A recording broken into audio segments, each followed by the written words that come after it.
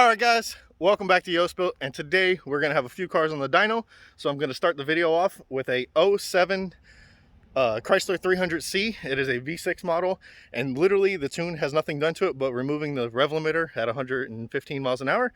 So we're going to get right to throwing it on the dyno, to get some dynos in today, and then later I think we have a Cobalt and we might have an SRT4. So stick around, hope you guys enjoy, and let's make some power.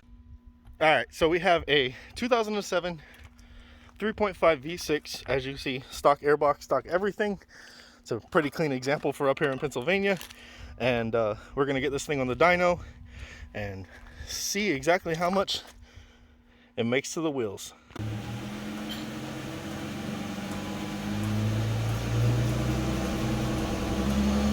Oh, traction control. Center.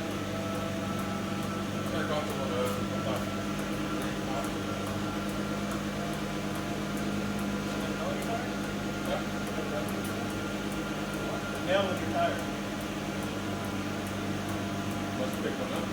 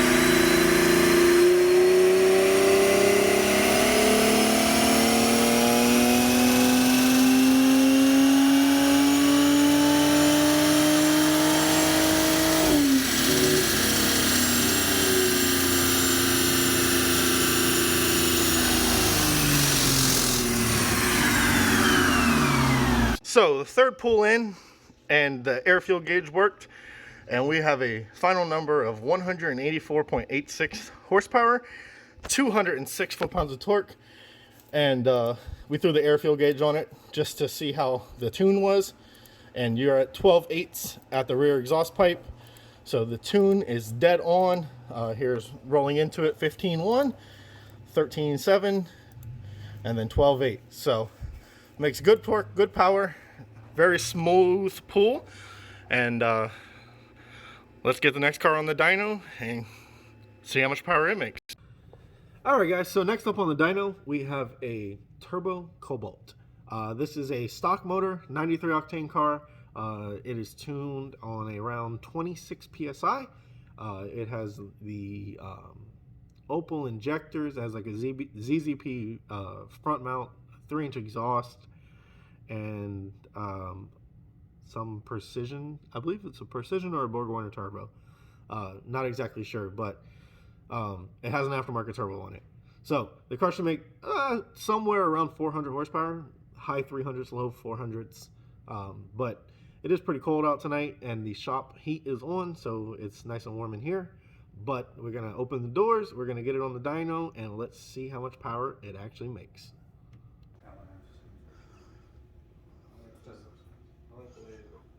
It was just the old, whoever was welding them sucked.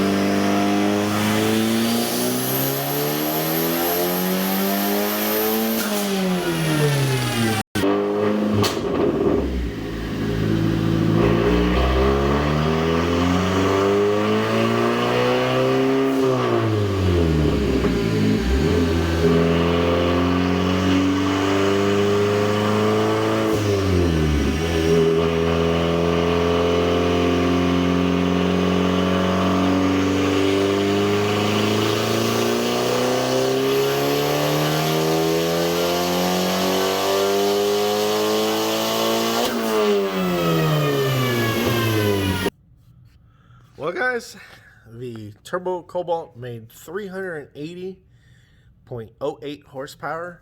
The air fuels are really good. They're up here in the upper 12s at a 12.8 up to redline. The car was making right at 24 pounds of boost. I did the Draggy app and found out that it is a 800 DA tonight, and we are still about 700 feet up in the mountain elevation.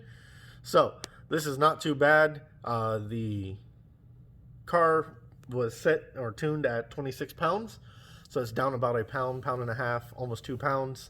So if it made that 26 pounds that the tune was demanding, it should make somewhere in the range of, 400 wheel horsepower, which is really good and on par for a 93 octane stock motor Cobalt. So not bad for Cobalt. All right, guys, and that is going to wrap it up for this video. So today we have dynoed the V6 300C. It made 186 horsepower and 206 foot-pounds of torque. And then we dynoed the Turbo Cobalt. The Turbo Cobalt made 380 wheel, and the RPM inductor on the dyno started freaking out. So we didn't get a good torque reading. We did get a good AFR reading and a good horsepower number, but not a good torque reading. But the spike when the boost was coming on was over 400 wheel torque.